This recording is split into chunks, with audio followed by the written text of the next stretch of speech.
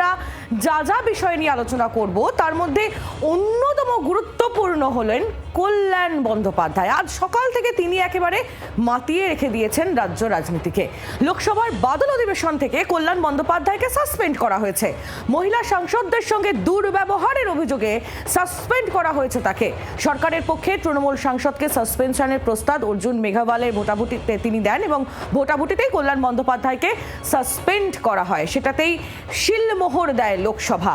আর আমরা এর বিভিন্ন বক্তব্য, বিভিন্ন মহিলা সাংসদদের বক্তব্য আপনাদের সামনে তুলে ধরেছি, যেখানে তারাও অভিযোগ করছেন যে হ্যাঁ, কল্যাণ বন্দ্যোপাধ্যায় তিনি একাধিকবার মহিলা সাংসদদের সঙ্গে দুর্ব্যবহার করেছেন এবং এটা সত্যি, তার সঙ্গে এটাই হয়তো হওয়া উচিত ছিল, এমনটাই অভিযোগ করছেন তারাও। একদিকে যখন সংসদে এই জিনিস চলছে, তখন আমরা দেখছি বিধানসভায় সেখানে একবারে তুলকালাম পরিস্থিতি।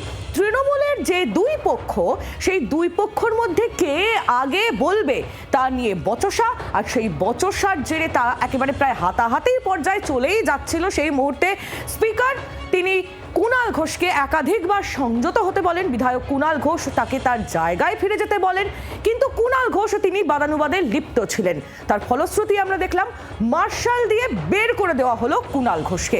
একেবারে পাঁজা কোলা করে মার্শালরা তাদের বের করে দেয়, সেই ছবিও তুলে ধরেছি আপনাদের সামনে। আর সেই ঘটনার পর একের পর এক বিস্ফোরক মন্তব্য আমরা শুনলাম মুখ্যমন্ত্রীর মুখে। তার আগে একটা ছবিটা দেখুন, কুণাল ঘোষকে বের করে দেওয়ার মুহূর্তের ছবি। Hotel Management with AI. Join IIHM, International Institute of Hotel Management.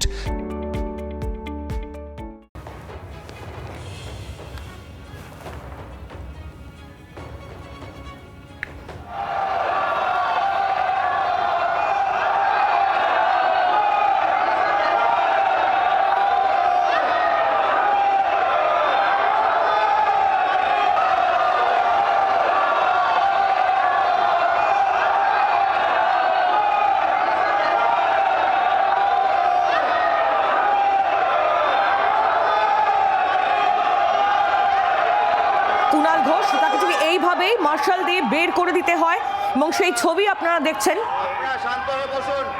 এবং শুধু তাকে আজকের জন্য, একদিনের জন্য তাকে সাসপেন্ড করা হয়েছে।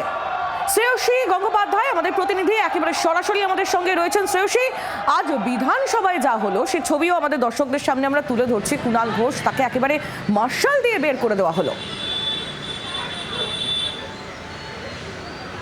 একেবারে দেখো, কার্যত ঘটনার সূত্রপাত আজকে রিসেসের সময় হয়েছিল, যখন কুণাল ঘোষ তার অভিযোগ ছিল যে তাকে কোনোভাবেই বক্তব্য রাখতে দেওয়া হচ্ছে না। এবং এই বিষয়টাই তার আগে আমি তোমাকে জানিয়ে রাখি যে এক্ষেত্রে কিন্তু তার আগে, বেশ কিছুটা আগে, আজকে বিধানসভার প্রথমার্ধে সেক্ষেত্রে কালীঘাটপন্থী যারা তৃণমূল আছেন তাদের পক্ষ থেকে আলিফা আহমেদ তিনি বলেন যে তারা যে বক্তার নাম দিচ্ছেন সেই বক্তাকে বলতে দেওয়া হচ্ছে না। তখন মুখ্যমন্ত্রী তিনি বিধানসভায় ছিলেন, তিনি স্পষ্ট বলেন যে আপনারা বিরোধী, এক্ষেত্রে বিরোধী দলের মুখ্য সচেতক কাকে বক্তব্য রাখতে দেবে, কখন কি বিষয়ে বক্তব্য রাখতে দেবে সেটা তার বিষয়। এই বিষয়ে সরকার বা সরকারি বা মুখ্যমন্ত্রী কিছু করার নেই। এবং এরপরেই যখন দেখা যায় যে রিসেসের অর্থাৎ বিরতির পরে যখন এক্ষেত্রে স্বরাষ্ট্র দপ্তরের বাজেট নিয়ে যখন এক্ষেত্রে বক্তব্য রাখছিলেন সকলে, তখন যখন আখরুজ্জামান অর্থাৎ সেক্ষেত্রে বিরোধী দলের এই মুহূর্তে মুখ্য সচেতক তিনি যখন বক্তব্য রাখতে ওঠেন, সেই সময় কার্যত দেখা যায় যে কুণাল ঘোষ তিনি যেখানে বক্তব্য রাখতে গেছেন একেবারে তার সামনে চলে যান এবং সেখানে গিয়ে তাকে বাধা দেন। এবং এই সময় কিন্তু কার্যত সকলে, মুখ্যমন্ত্রী সহ সকলে কিন্তু তার প্রতিবাদ করেন এবং তারা স্পষ্টত বলেন যে এটা করা যাবে না। এবং সেই সময় কিন্তু কার্যত এক্ষেত্রে দেখা যায় যে এক্ষেত্রে আখরুজ্জামানের পাশে অন্যান্য যারা বিধায়করা ছিলেন, সেখানে ফিরাদ হাকিম ছিলেন সহ অন্যান্য যে বিধায়করা ছিলেন, সেই সমস্ত বিধায়কই কিন্তু কার্যত দেখা যাচ্ছে যে কুণাল ঘোষকে আটকানোর চেষ্টা করেন যে কেন তিনি এরকম করছেন। কিন্তু কুণাল ঘোষ তিনি কোনোভাবেই সেক্ষেত্রে তাদের কোনো কথায় তিনি আমল দেননি এবং শেষ পর্যন্ত স্পিকার তাকে বারবার সতর্ক করেন যে আপনি এরকম করবেন না, আপনি নিজের সিটে গিয়ে বসুন, আপনি বলতে দিন, এইভাবে অন্যকে বাধা দেবেন না। এবং শেষ পর্যন্ত দেখা যায় যে এক্ষেত্রে স্পিকার নির্দেশ দেন, যখন কুণাল ঘোষ সেই কথা শোনেন না, তখন দেখা যায় যে স্পিকার তাকে নির্দেশ দেন। যে কি নির্দেশ দেন তিনি, সেখানে তিনি স্পষ্টত বলেন যে মার্শাল দিয়ে সেক্ষেত্রে কুণাল ঘোষকে বাইরে বের করে দেওয়া হোক, সেক্ষেত্রে তাকে বেরিয়ে যাওয়া দেওয়ার নির্দেশ দেন এবং এই সময় কিন্তু কার্যত কুণাল ঘোষ তিনি বেরোতে চাইছিলেন না, মার্শাল তাকে বের করছেন, সেই সময় কার্যত টেনে তাকে কার্যত বিধানসভার বাইরে বের করা হয় এবং এই সময় তোমাকে বলি যে এরপরেই কিন্তু কার্যত যে পরিস্থিতি দাঁড়ায়, যেখানে মুখ্য সচেতক আখরুজ্জামান তিনি বলেন যে 80 জন বিধায়ক রয়েছে তৃণমূলের, শুধু তাই নয় এছাড়া অন্যান্য দলের সমস্ত বিরোধী দলে আরও একাধিক বিরোধী দলের বিধায়করা তারা রয়েছেন, ফলে সেই জায়গা থেকে দাঁড়িয়ে প্রত্যেককে কিন্তু সুযোগ দেওয়া সব দিন সম্ভব নয়, ফলে সেক্ষেত্রে নির্দিষ্টভাবে প্রত্যেককেই কাউকে কোনো দিন সুযোগ পাবেন, কেউ পাবেন না, ফলে এই ধরনের জিনিস কখনোই পর্দাস্ত হবে না। আর মুখ্যমন্ত্রী এরপরে কিন্তু তিনি স্পষ্টভাবে বলেন যে তুমি একটু আমাদের সঙ্গে থাকো, যে পরিস্থিতি আজ হয়েছিল সেটা আমাদের প্রতিনিধি শ্রেয়সী গঙ্গোপাধ্যায় আপনাদের সামনে তুলে ধরলেন এবং এর আগেও একাধিকবার আমরা শুনেছি, মুখ্যমন্ত্রীর মুখেও আমরা শুনেছি এই কথা যে নিজেদের মধ্যে ঝামেলা নিজেরা মিটিয়ে নিন, এটা সরকারের কাজ নয়, যে আপনাদের দুপক্ষের মধ্যে কি ঝামেলা হবে সেগুলো আমরা মেটাবো। মুখ্যমন্ত্রী শুভেন্দু অধিকারী আজকে এই যে সিচুয়েশন তৈরি হয়েছে তারপর তিনি তীব্র নিন্দা করেছেন এই ঘটনার, শোনাবো তার সেই বক্তব্য, পাশাপাশি পাল্টা বক্তব্য কুণাল ঘোষের তরফ থেকেও এসেছেন, শুনুন পরপর।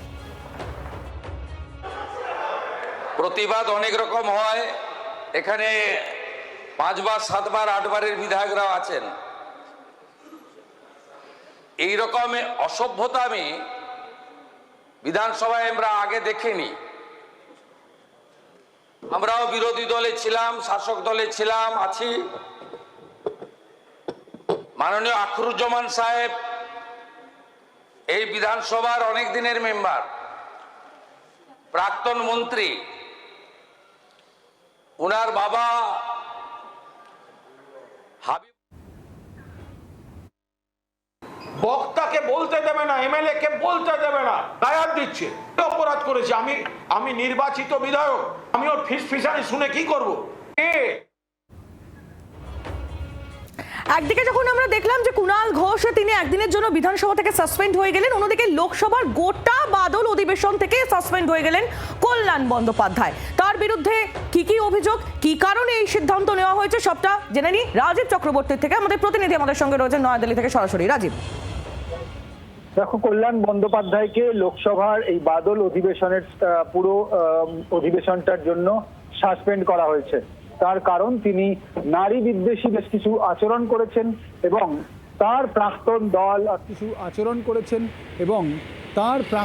দল অর্থাৎ কল্যাণ বন্দ্যোপাধ্যায়ের দল তৃণমূল কংগ্রেস ছেড়ে যাওয়া যে এনসিপিআই দলের এখন বর্তমান সাংসদ মিতালি বাগ সম্পর্কে তিনি কটূক্তি করেছেন বলে অভিযোগ, এবং সেই কটূক্তির একেবারে যে জিস্ট তা হলো যে 1 কোটি টাকা নিয়ে মিতালি বাগ তিনি বিজেপিতে যোগদান করেছেন, এই ধরনের বক্তব্য তিনি বলেছেন, এই কথা তিনি বলেছেন। আর এর জেরেই কল্যাণ বন্দ্যোপাধ্যায়ের বিরুদ্ধে দলের সাংসদরা অর্থাৎ এনসিপিআই দলের সাংসদরা তারা গেছিলেন লোকসভা স্পিকার ওম বিড়লার কাছে।